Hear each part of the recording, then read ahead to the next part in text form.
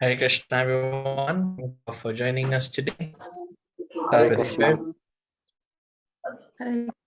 Mama Jnanatimirandasya Jnananjanashalakaya Chakshurmilitanjena Tasmai Shri Gurave Namah Chaitanya Manovinjana Bhutale Shreyabhutakadam Dadati Sapadati Vandeham Shri Guru Shri Kamalam Shri Vaishnavang Shri Rupam Jatam Sahagana Raghunatha Tam Sajivam Sadvaitam Savadutam Parijanasahitam Krishna Chaitanya Devam Shri Radha Krishna Padan Sahagana Lalita Shri Vishakhanvitanscha He Krishna Karuna Sindhu Dinabandhu Jagatpate Gopesha Gopika Kanta Radha Kanta Namostute Tapta Kanchana Gaurangi Radhe Vrindavaneshwari Vrishabhanusute Devi Pranamami Hari Priye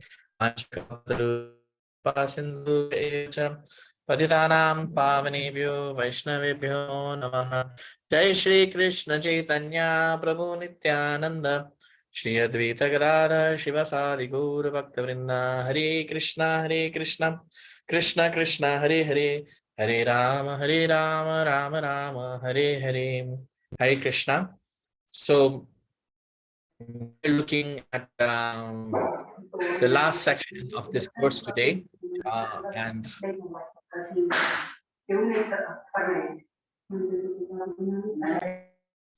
we're looking at the last section today, and hopefully we will conclude today also.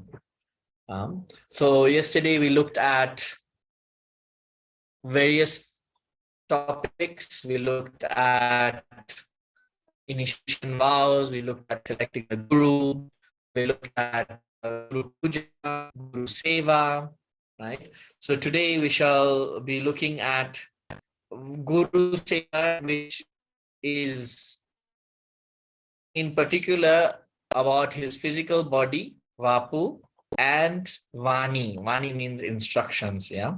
So as you see on your screen, Vapu means physical body, and Vani means words or instructions. So what are some of the ways we do Guru Vapu Seva, for example? Anyone can tell us? What are some of the ways we do Guru Vapu Seva? Ensuring it is comfortable. Yes, Mataji, continue. Sorry. For Vapu Seva, ensuring that the guru is comfortable. In what sense? As in making his bed and I don't know. Yes, good. Cleaning the room, making his bed, cleaning the clothes, prasadam, right? Parth Prem Prabhu, you were saying? Yeah, this is the right, Prabhu, for the physical activity for the favor of a guru and doing some service to the for the guru. Physical activity. Yeah. Yes, menial service. Yeah, menial service. We do menial service to the guru, washing clothes, washing utensils, washing the room, for example, preparing prasadam, transport, all that comes under Vapu Seva. And Vani Seva, what is under Vani Seva? To follow the instruction of a guru. Very good. Yes, to follow the instructions of the guru. Whatever the guru says, we do that. And that is Vani Seva. So what is the difference between Vapu Seva and Vani Seva? One is physical body, one is following the instructions. That's obvious. But apart from that, what is the difference? Can we have Vani Seva always? Yes, no? Yes. Yes. Can we have Vapu Seva always? No. Yes, so Vapu Seva is more limited than the Vani Seva. Vapu Seva is limited by time and by physical proximity. So if the guru is not near you, how will you serve his body, right? But Vani can always be carried out, even when the guru is not physically present, right? So Sadhu Sangha, Sarva Shastra Koi, Lava Matra Sadhu Sangha, Sarva Siddhi Hoy. When we associate with sadhus, whether through the Vani or through the Vapu, whether through the body or through the instructions, we can get all perfection. Yeah, you may have had instances where you're serving the Guru's body and realize that how transcendental they are, how Krishna conscious they are. But similarly, we may be doing that with the Vani and also realize the same. The verdict of all revealed scriptures is that by even a moment's association with a pure devotee, one can attain all success.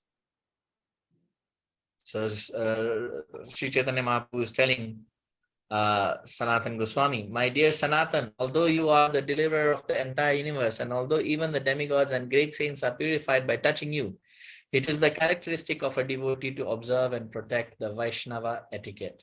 So there is a separate course called Bhakti Sadachar, the etiquette of devotional service, Vaishnava etiquette. There's a separate course for that, in which a lot of topics are covered, how Vaishnavas should behave with each other, what are the various ways that they relate with each other.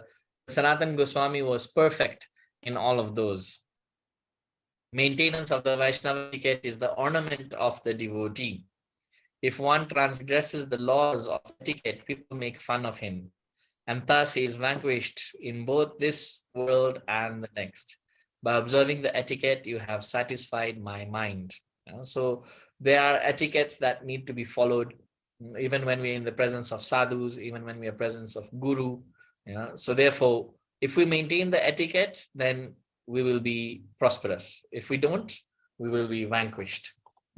So when it comes to inquiring from the guru, Vani Seva, we're supposed to do that. Lord Krishna is saying, Tadvidi pranipatena pariprashnena sevaya upadikshanti te jnanam jnaninas tattvadarshinam. Just try to learn the truth by approaching a spiritual master, inquire from him submissively, and render service unto him. The self-realized souls can impart knowledge onto you because they have seen the truth. So the question here is, inquire from him submissively. If we're going to a guru, we can't go with a challenging mood. Otherwise, why are we going to the guru? If we're accepting someone as our guru, we cannot go with a challenging mood. We have to inquire submissively. Those who listen to the Bhagavata may put questions to the speaker in order to elicit clear meaning, but this should not be done in a challenging spirit.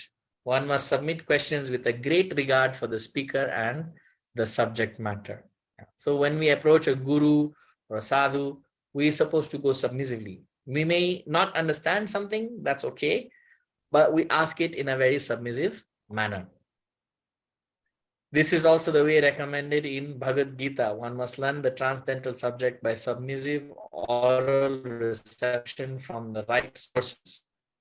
Therefore, these sages... Hare Krishna Prabhu. Please, your voice is broken. Can you switch off your video, Prabhu, please? So hope it will be better. Okay. If possible. Yeah, thank you. Can you hear me clear now? Yes, we hear Prabhu proper. Yeah, is it clear? Okay. This is also the way recommended in Bhagavad Gita. One must learn the transcendental subject by submissive oral reception from the right sources. Therefore, the sages address the speaker, Sutta Goswami, with great respect. So this is from the Bhagavatam.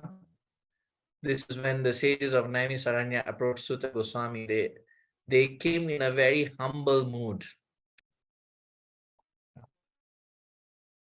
One must be jigyasu, very much inquisitive to learn from the bona fide spiritual master. The inquiry one makes should strictly pertain to transcendental science. Jigyashu Shreya Uttamam. The word Uttamam refers to that which is above material knowledge. So I'll ask a question here. What are some of the appropriate questions to ask a guru, and what are inappropriate questions to ask a guru?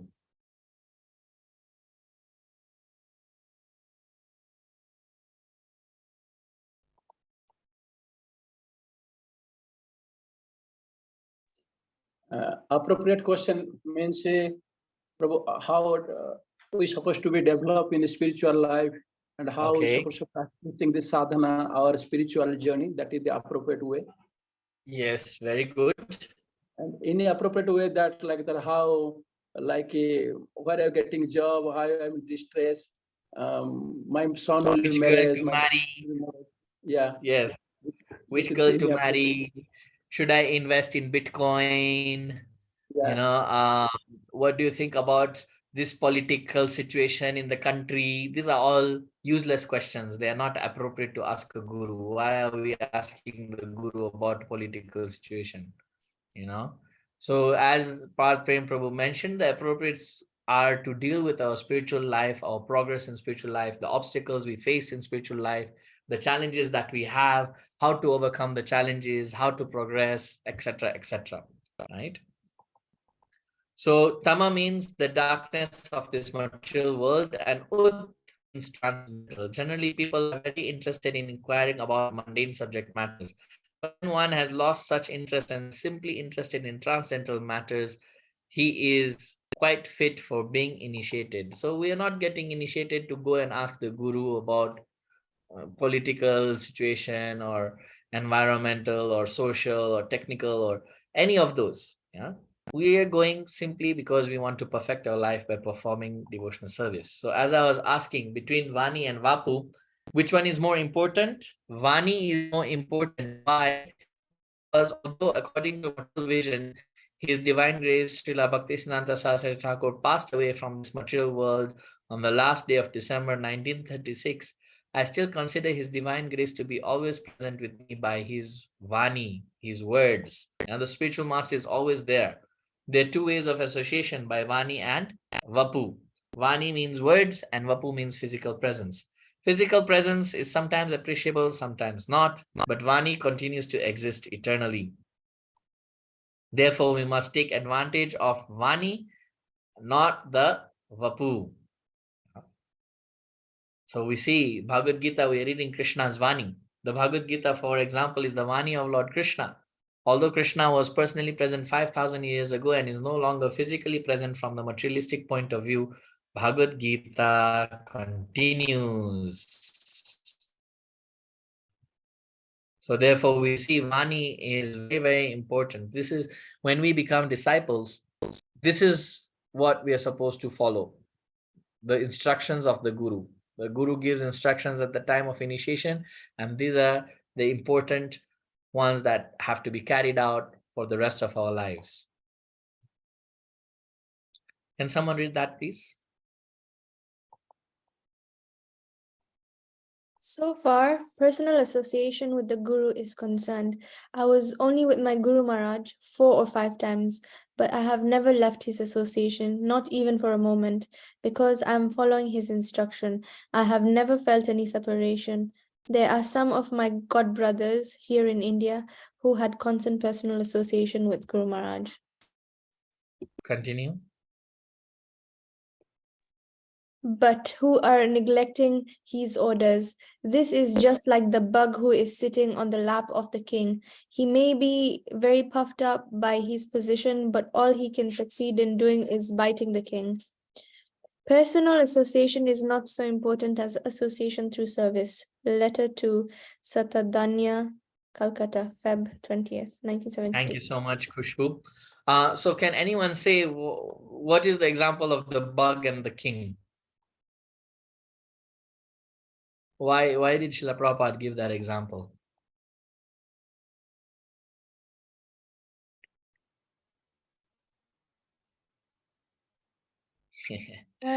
I can Yes. so the bug like his god brothers, and they kept having association, kept getting association with his Guru Maharaj all the time, but never followed his orders, I guess. Almost.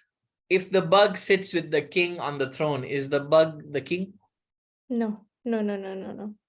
Yeah.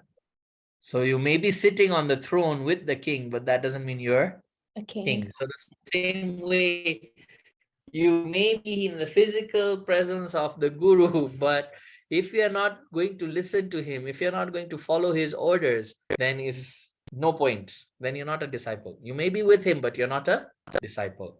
So the same way, Therefore, Vani Seva is very, very important. We can't neglect the words of Guru. Please be happy in separation. I am separated from my Guru Maharaj since 1936. This is speaking in 1968. But I am always with him, so long I work according to his direction. So we should all work together for satisfying Lord Krishna. And in that way, the feelings of separation will transform into transcendental bliss. There's sometimes people say, oh, my Guru Maharaj is not near me. Oh, he's so far away. Oh, I'm so unfortunate. No, you follow the instructions. The Guru Maharaj is there with you. There are people who will travel all over the world following the Guru Maharaj because they feel that if we're in the physical presence, some shocks will come out of the Guru's body and enter into our body and we'll feel transcendental bliss. No, if only we follow the instructions, then we can actually feel the transcendental bliss. But sometimes it so happens that we get into a situation where you have to give up the Guru. So now what do you mean give up the Guru? Just like when we entered the plane, an airplane, they usually say before takeoff also, they give a safety talk, isn't it? They show the safety features and they say in the unlikely event of a plane crash, this is what you're supposed to do, isn't it? So the same way, it is not that we have to give up the Guru. We may never have to do that in our whole life, but just in case a situation arises, then what is the right way of going about it? This is equally relevant to the Diksha and Shiksha Gurus. So when should a Guru be given up? According to scriptural codes, a teacher who engages in abominable action and has lost his sense of discrimination is fit to be abandoned. This was in the Bhagavad Gita, the 2nd chapter. Then, according to revealed scriptures, a teacher or spiritual master is liable to be rejected if he proves unworthy of the position of a guru or spiritual master. Guror apyavaliptasya karyam ajanata upata pratipannasya parityago vidiyate. The Guru becomes attached to sense gratification, loses his sense of duty, and follows the degraded path, a path other than devotional service to the Lord, he should be rejected. So when we find that the Guru has now completely left devotional service, then he should be rejected. But in ISKCON, what happens? Let's say a Guru in ISKCON has deviated, is following the degraded path. Then how is the disciple protected?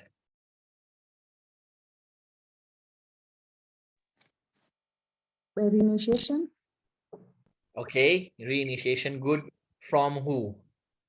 Another Guru. Yes. Okay, good. Soni Mataji, would you like to expound on that a little bit? Well, if you didn't work out with your initial Guru, then of course following the procedures. Of course, first of all, you have to take shelter maybe from the authority again, and then maybe request for reinitiation. I don't know. Yes, I can see you've been reading the student's handbook. Yeah, that's good. Yes. So it's just like a school or an institution, right? So if your class teacher doesn't show up one day or is unable to join you in class for a long time, what happens? They bring a substitute teacher, isn't it? So that's the advantage of ISKCON, that if one person, unfortunate and unlikely event, walks off the path, then there are others who are walking there and they'll just simply carry on from there. You join them and you carry on from there, right? It's not the end of the world, so to say. Yeah.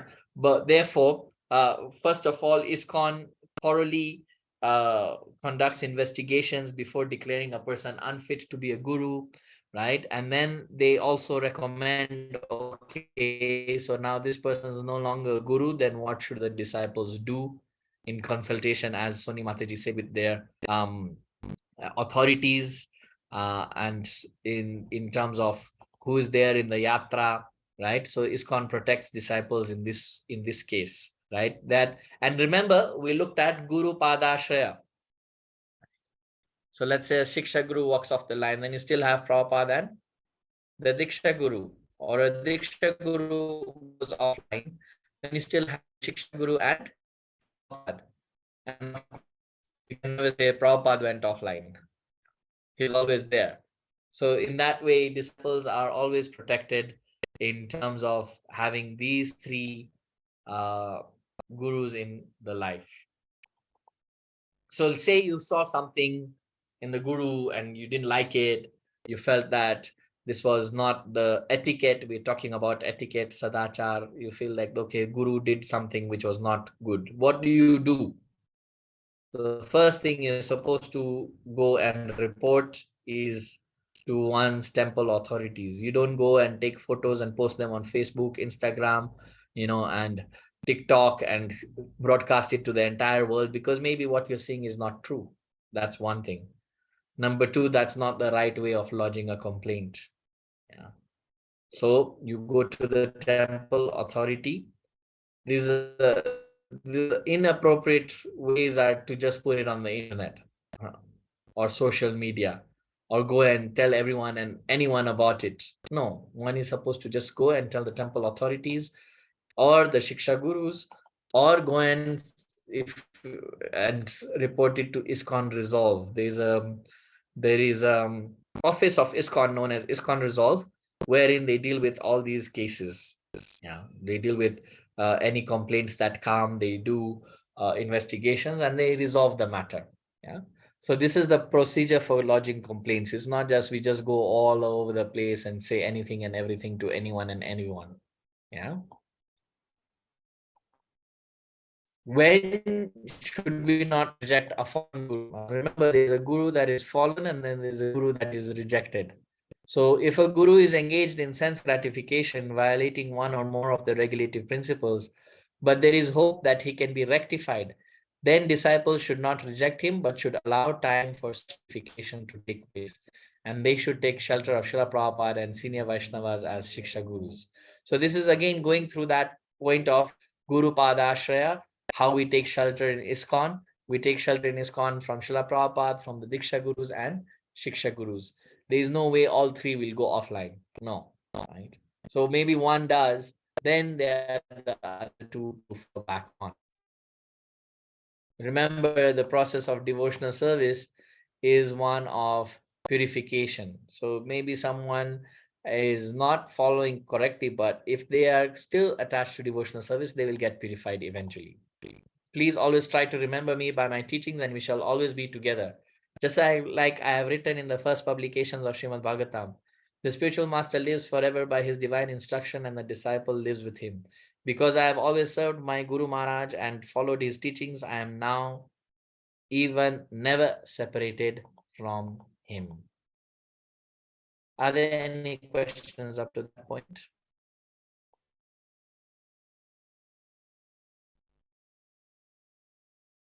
Okay, so we can move on.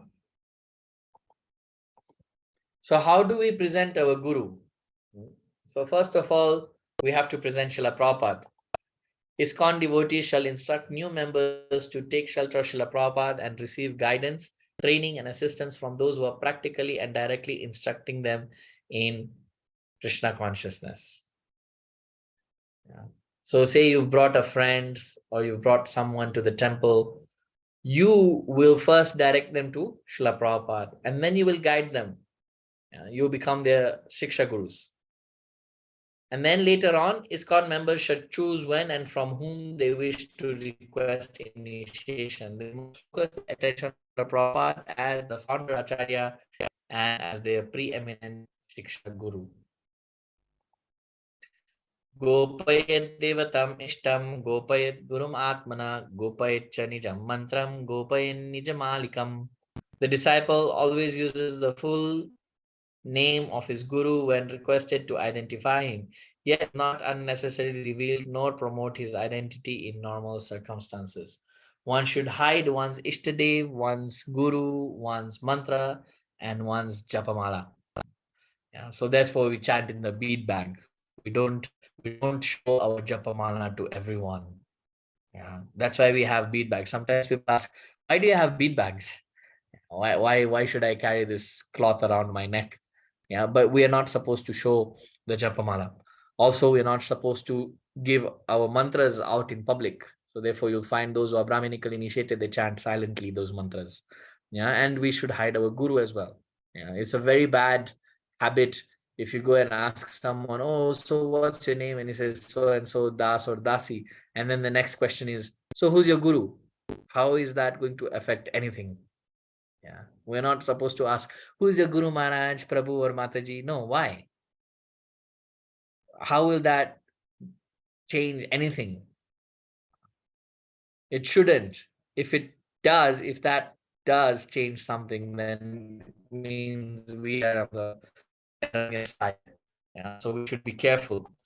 Therefore, we find that when it comes to presenting gurus, disciples of ISKCON, Diksha and Shiksha Gurus should not wear or publicly display Guru t-shirts, posters, beadbag buttons, athletic caps, etc. other than Srila Prabhupada. You'll see some people, they'll have big photo of their Guru on their t-shirt, and maybe on the beadbag they have a badge with his photo on it, or they make it very obvious whose disciple they are by, promoting or presenting in this manner. So law says, recommendation says you shouldn't do that. ISKCON temple residents may keep photographs of ISKCON, Diksha and Shiksha Gurus privately in their ashram quarters, but not on ISKCON premises. Promoting occasional special preaching events may be an exception. So these are the laws that have been stated by the GBC. Usually you'll find that one or two places are always flaunting these rules. Yes, Kushbu, please tell. I have a question. What is the reason as to why you can't display who your guru is or show your beads? Is there like a karmic reaction that you get, or? Well, for the beads, I have heard that if you chant when they're exposed, then all the benefit of that chanting goes to the demigods. It doesn't come to you. Oh. So therefore, we cover the beads so that the benefit comes to us, right? And with the gurus, it's just not to make other people uncomfortable, right?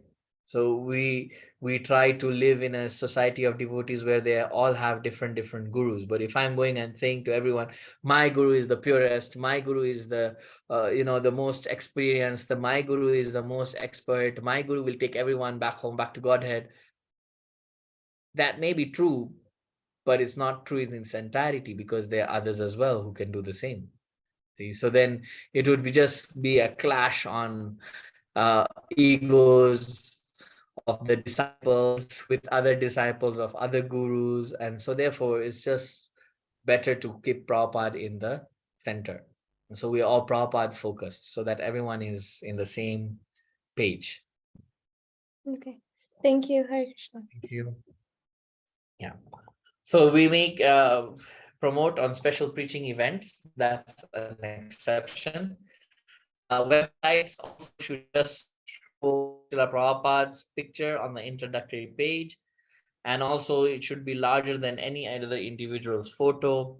And Srila Prabhupada is always addressed by his formal name and title. He is Divine Grace A.C. Bhaktivedanta Swami Prabhupada, founder Acharya of the International Society for Krishna Consciousness. Most of our posters, websites, flyers should follow the rule that there's always a photo of Prabhupada, or at least his full title is there with the ISKCON logo. Yeah. So in answer to your question, Kushbu, Prabhupada also quotes this from Jagannath. It is not enough to repeatedly advertise that one is Mahaprabhu by saying, I am Gauras, I am Gauras. Rather, those who follow the practices taught by Mahaprabhu are understood to get the results of being the Lord's followers.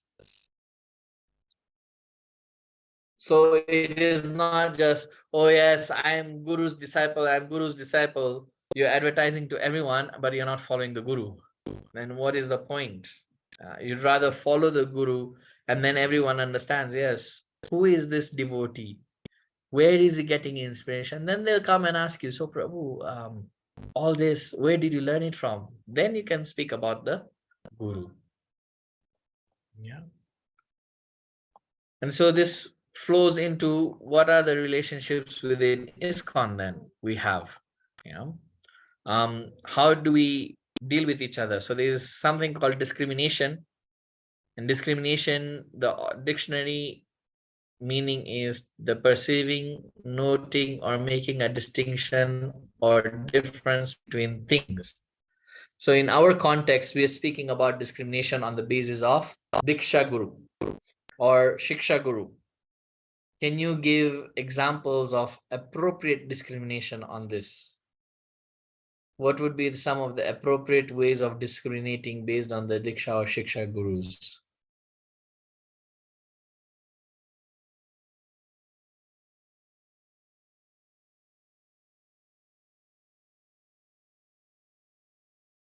Okay. Yes, Parth Prem Prabhu. Prabhu, discrimination like that, my guru is the best, he knows more, your guru is No, less. appropriate. We're speaking about appropriate, not inappropriate. Oh, appropriate way. Yeah. Uh, Yeah. Do we say Prabhupada disciples and the rest? Yeah, that's an appropriate. Someone is a Prabhupada disciple, obviously we will give them some more respect than the others. Yes. So we may discriminate the Prabhupada disciples because they're direct disciples of Srila Prabhupada. Or there's a Vyas Puja going on. Yes, yes. So those who are disciples of that particular guru will be involved in the preparation and offerings and things. You can't say, no, why I'm not there also. Or there may be two people with the same name, but one is Krishna Das initiated by so and so, and the other is Krishna Das initiated by so and so. So if someone says Krishna Das initiated by this particular guru, that is an appropriate way of discrimination. It's not inappropriate because there are too many Krishnadasas in the movement. So how do you identify them? Okay, so you identify them on the basis of the guru, and you make a distinction in that sense, right?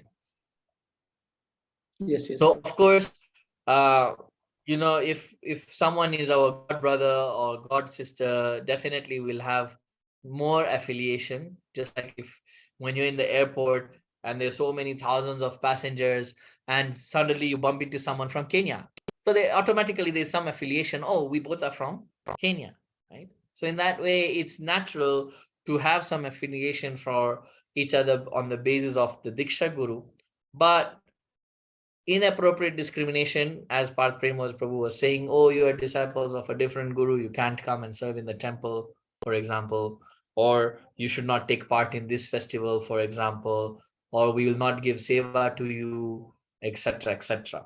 Yeah, so that is inappropriate ways. Discrimination is the prejudicial treatment of an individual based solely on the membership in a certain group or category. It involves excluding or restricting members of one group from opportunities that are available to other groups, right? So if we are forming a club of our guru and we do everything in relation to that, and whoever's not with our guru, we tell them, please stay away. That would be inappropriate way of discrimination. Yeah.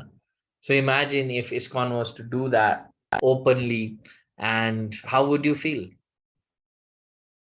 If there are instances in some temples where they first ask you your name, then they ask you who's your guru, and based on that answer, you will be asked whether you have taken prasadam or not. So if you're not the god brother, sorry, no prasadam. I don't care about you. Yeah, they'll just say, thank you, Prabhu, see you soon. But if they hear, oh, he's my god brother, oh, please, please, where have you come from? Did you have prasad? Let me take you for accommodation, this, that. So that is not a good experience. If our response to that question is how we behave with devotees, then we will end up in trouble. So therefore, it's never a good practice to ask, oh, so who are you initiated by? I mean, I know so many devotees, I have no idea who their Guru Maharaj is, because it's never important to know.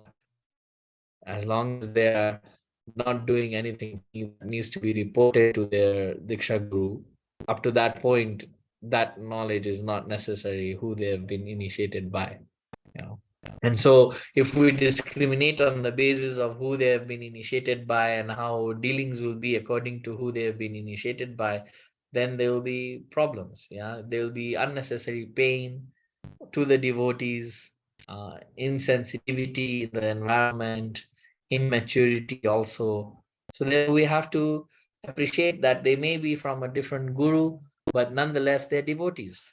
So why should we curtail their participation? We should engage everyone in Krishna's service. And this Lord Krishna says in the Bhagavatam, the Supreme Personality of Godhead said, "My dear sons of the King, I am very much pleased by the friendly relationships among you. All of you are engaged in one occupation, devotional service. I am so pleased with your mutual friendship that I wish you all good fortune. Now you may ask a benediction of me." The Lord is speaking to the Prachetas, the son of Prachana Bharhishat. So can you imagine if the ISKCON starts discriminating inappropriately on the basis of Guru, then what will happen to ISKCON? Can anyone say? If we start discriminating on the basis of Guru inappropriately, what will happen to ISKCON?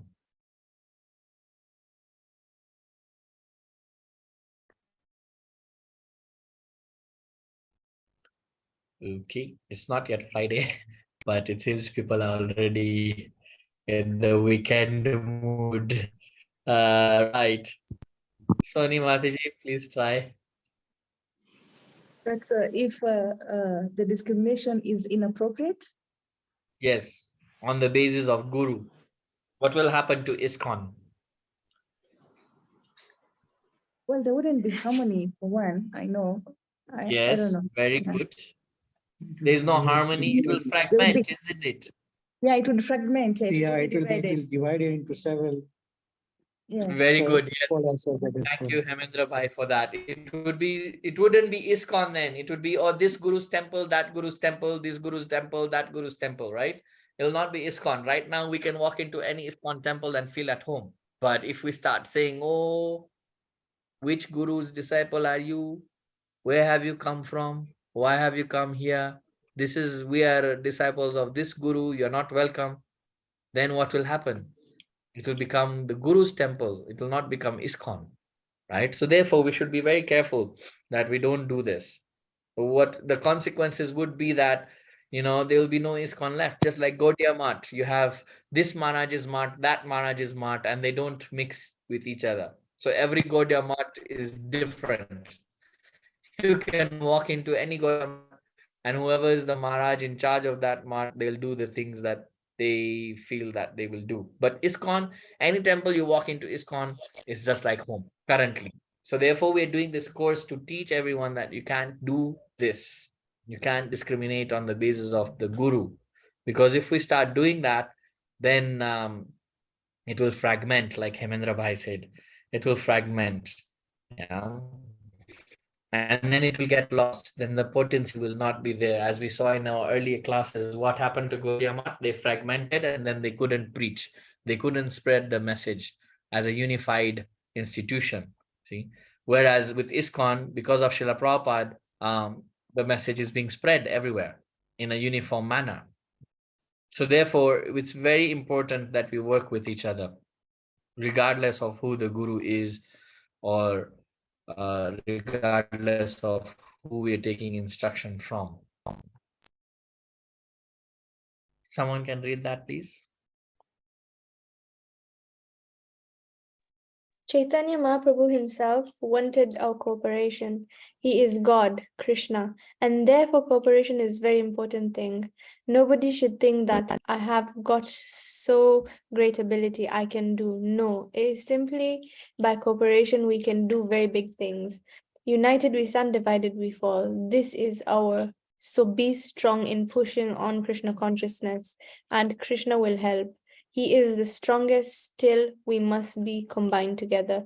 Room conversation with Radha Damodar Sankirtan Party, March 16, 1976, Mayapur. Thank you so much. Yes. So Mahaprabhu himself wanted, he could have spread Krishna consciousness all over the world, but he said, no, I've left it for my devotees to do that. And so therefore we should all cooperate with Mahaprabhu and push on this movement. And that is how we deal with each other, regardless of who the guru is, regardless of who we're taking shiksha from, as long as they are in the bona fide, as we've been discussing, as long as they're bona fide, then we should just push on nicely in a cooperative spirit. Yeah. So we've seen so many topics. Yeah. We saw Guru Tattva and Parampara, who is the Guru, and what are the various types of Gurus. Then we saw Srila Prabhupada as this founder Acharya, what makes him the founder Acharya, and how he can continue to be a founder Acharya even in the future. We saw ISKCON Gurus and how they fall into the management structure and organization structure. We also saw taking shelter of the Guru, Guru Padashraya. Remember Diksha Guru, Shiksha Guru, and Srila Prabhupada, the chart that we saw. Again, it'll come in the exam. So if you've forgotten the chart, please have a look at it again, because this is an exam question, Guru Padashraya. And how to select the Guru, the appropriate reasons for selecting the Guru, the inappropriate reasons for selecting the Guru, how long should we spend with the Guru before we select. We saw all that, as well as the qualifications of the disciples, the initiation vows that we're supposed to take, and how to deal with those challenges that may come in the process of following the vows.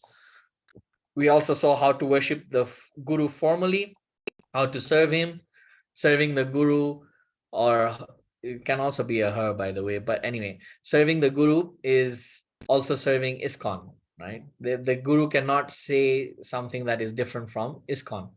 Yeah, the Guru will always link it back to ISKCON or to link it to the institution.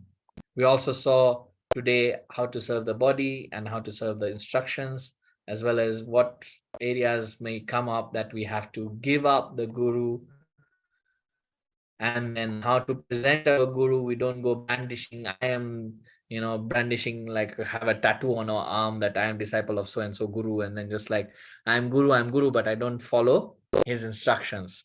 Yeah. So therefore we should not do that. And then relationships within ISKCON, how we can work cooperatively regardless of who we are taking shiksha from or diksha from, and in that way push on this movement.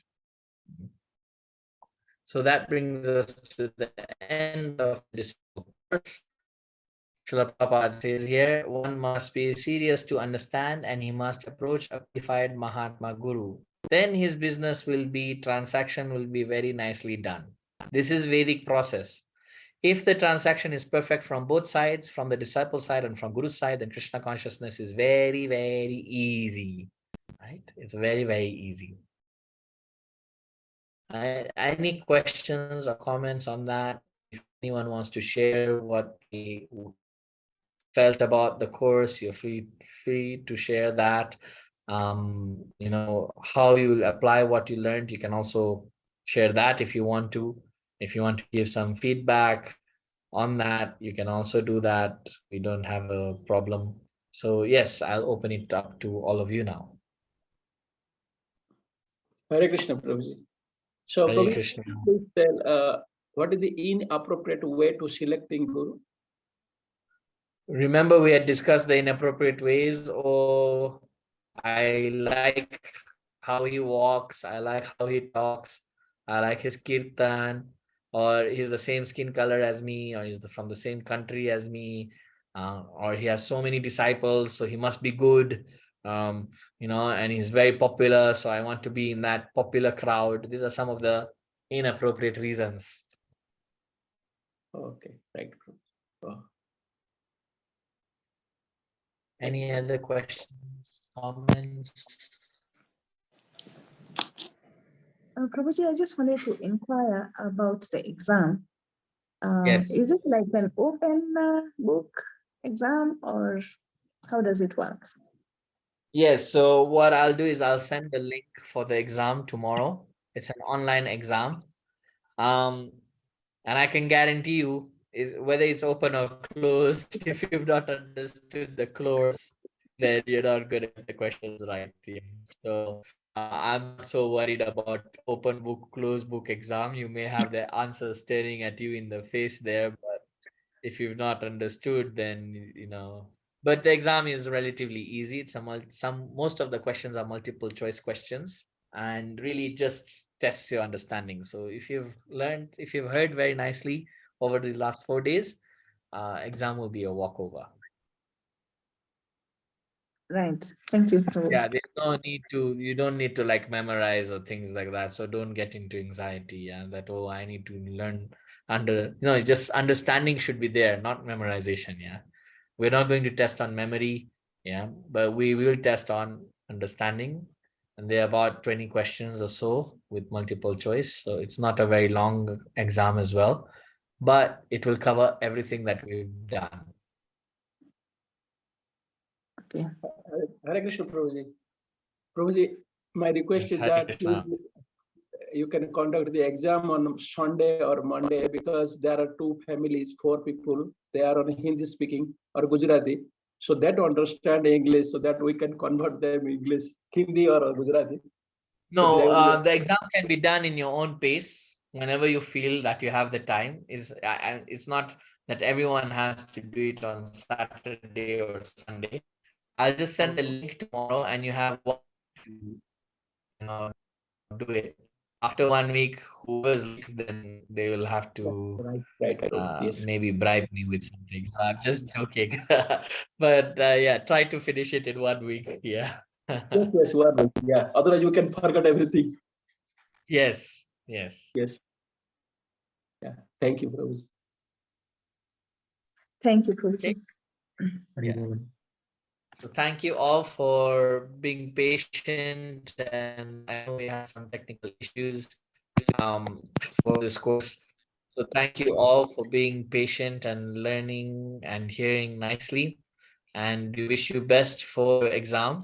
And wish you best on your spiritual progress.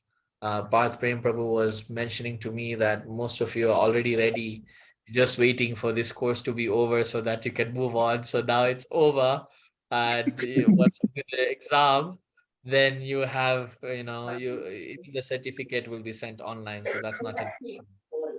So you'll be able to then fast track whatever it is that comes next. Thank you. Thank Very you. much, Thank you, Prabhuji, for your wonderful class Hare and giving us Krishna. time. Thank you. Thank you, Prabhuji. Okay, So- Parth Prem Prabhu, over to Yeah, Prabhuji. Thank you very much, Prabhuji, for your class and giving us time. Instead of a busy schedule, you are giving us 4 days. And I hope everyone, Haribol, I think everyone understood about the disciple course. If any doubt, please feel free to talk to me. If I have some doubt, I can talk to Sri Gauranga Prabhuji, then giving you the feedback. If something is a problem or not understanding, you can talk to me. Then hopefully we'll do the exam on Sunday. If Prabhuji will send tomorrow. If everybody is who is able to do, he can do. Otherwise, you will do Sunday, because some of the who not understand English, then we can translate in other language. So it will take time to 2-3 days. But perhaps will everything done by Monday or Tuesday. So thank you very much once again, Prabhuji, Sri Gauranga Prabhuji. I request everyone, please unmute yourself and chant Krishna I think mantra. Panchali wants to say has a question. first. Yeah, Panchali wants to say something first. So Hare Krishna Prabhuji. Sorry, because I missed bits of the classes because it's different time over here. So I miss it because of work. So I have to catch up all the 4 sessions online. And is this test only for devotees in Eldoret, or can I try as well? no, yeah. So whoever's attended this course, they can all try, not a problem. And we can issue the certificate if you pass. So that's not an issue. As I mentioned, I will just send the link. It's an online exam. There is no printing. There is no writing with a pen. because sometimes people write and you think, is this Sanskrit or is it Hebrew or what is it that they've written? So we try to keep it as simple. It's an online thing. You just tick some boxes, tick some check boxes here and there, and type in a little bit here and there, and that's it. It's not a very intensive exam. It's not like a Shastrik exam that you have to have memorized and really thoroughly grasp the subject matter. But we will be testing the understanding, as I mentioned, and you have a 1 week time from tomorrow to next Friday to submit your answers. Okay, Prabhuji, so I'll have time to watch your teachings again. Thank you very much, Prabhuji. Hare Okay, Krishna. thank you. Thank you. Thank you to everyone to joining here. I request everyone, please unmute yourself and chant Hare Krishna mantra. Please join. Hare Krishna. Hare Krishna, Hare Krishna, Krishna, Krishna Krishna, Hare Hare, Hare Hare Ram, Rama, Rama Rama, Hare Hare Vanchakalpatarubhyascha, Krishna. Kripasindhubhya Patitanam eva cha, pavanebhyo Patitanam pavanebhyo Vaishnavibhyo namaha. Srila Prabhupada ki. Jai. Gauranga Prabhu ki jai. Thank you so much. Thank you, Prabhuji. Thank you, Thank you, Prabhuji, thank Prabhuji. you. Hari Bol, Hare Krishna. Okay, so I'll end the session. Thank Thank you. you. Hare Hare Krishna. Krishna.